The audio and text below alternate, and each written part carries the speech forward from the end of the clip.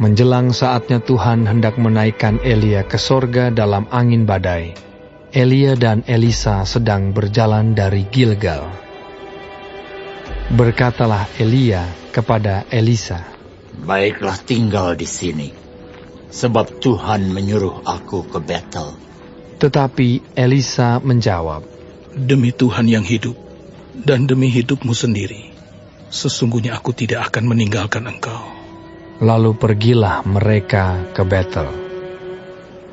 Pada waktu itu, keluarlah rombongan nabi yang ada di Betel mendapatkan Elisa. Lalu berkatalah mereka kepadanya, "Sudahkah engkau tahu bahwa pada hari ini Tuhanmu akan diambil daripadamu oleh Tuhan, terangkat ke sorga?" Jawabnya, "Aku juga tahu. Diamlah." Berkatalah Elia kepadanya, "Hei Elisa, baiklah tinggal di sini, sebab Tuhan menyuruh aku ke Yeriko." Tetapi jawabnya, "Demi Tuhan yang hidup, dan demi hidupmu sendiri, sesungguhnya aku tidak akan meninggalkan engkau." Lalu sampailah mereka di Yeriko. Pada waktu itu, mendekatlah rombongan nabi yang ada di Yeriko kepada Elisa serta berkata kepadanya, "Sudahkah engkau tahu bahwa pada hari ini Tuhanmu akan diambil daripadamu oleh Tuhan, terangkat ke sorga?" Jawabnya, "Aku juga tahu. Diamlah." berkatalah Elia kepadanya, "Baiklah tinggal di sini, sebab Tuhan menyuruh aku ke sungai Yordan." Jawabnya,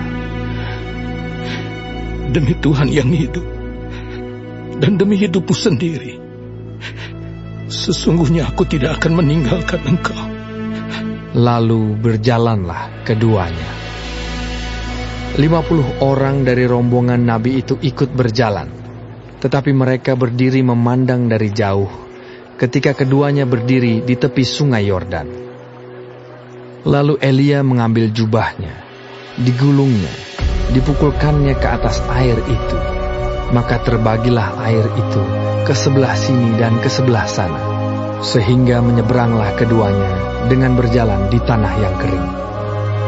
Dan sesudah mereka sampai di seberang, berkatalah Elia kepada Elisa, "Mintalah apa yang hendak kulakukan kepadamu, sebelum aku terangkat daripadamu." Jawab Elisa, "Biarlah kiranya aku mendapat 2 bagian dari rohmu." Berkatalah Elia, "Yang kau minta itu adalah sukar. Tetapi jika engkau dapat melihat aku terangkat daripadamu, akan terjadilah kepadamu seperti yang demikian. Dan jika tidak akan terjadi." Sedang mereka berjalan terus sambil berkata-kata, tiba-tiba datanglah kereta berapi dengan kuda berapi memisahkan keduanya. Lalu naiklah Elia ke sorga dalam angin badai. Ketika Elisa melihat itu, maka berteriaklah ia, "Bapakku! Bapakku! Kereta Israel dan orang-orangnya yang berkuda!" Kemudian tidak dilihatnya lagi, lalu direngkutkannya pakaiannya dan dikoyakkannya menjadi 2 koyakan. Sesudah itu, dipungutnya jubah Elia yang telah terjatuh. Lalu ia berjalan, hendak pulang dan berdiri di tepi sungai Yordan. Ia mengambil jubah Elia yang telah terjatuh itu, dipukulkannya ke atas air itu sambil berseru, "Di manakah Tuhan Allah Elia?"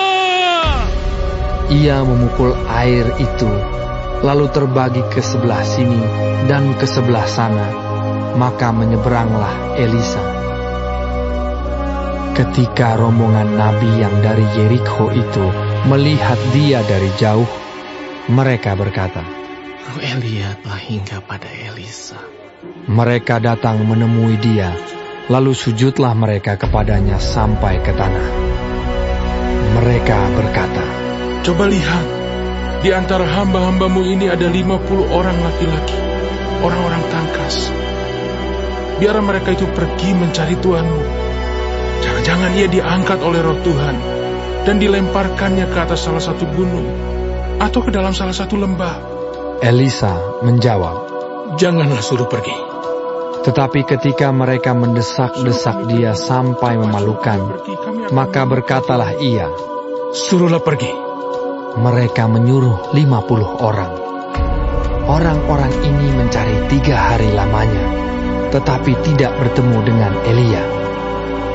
Ketika mereka kembali kepada Elisa yang masih tinggal di kota Yeriko, berkatalah ia kepada mereka, Bukankah telah kukatakan kepadamu, jangan pergi? berkatalah penduduk kota itu kepada Elisa, Cobalah lihat, letaknya kota ini baik, seperti Tuanku lihat. Tetapi, airnya tidak baik, dan di negeri ini sering ada keguguran bayi. Jawabnya, Ambillah sebuah pinggan baru bagiku, dan taruhlah garam ke dalamnya. maka mereka membawa pinggan itu kepadanya. Kemudian pergilah ia ke mata air mereka dan melemparkan garam itu ke dalamnya, serta berkata, Beginilah firman Tuhan, telah kusehatkan air ini, maka tidak akan terjadi lagi olehnya kematian atau keguguran bayi. Demikianlah air itu menjadi sehat sampai hari ini, sesuai dengan firman yang telah disampaikan Elisa. Elisa pergi dari sana ke Betel, dan sedang ia mendaki, maka keluarlah anak-anak dari kota itu, lalu mencemoohkan dia serta berseru kepadanya.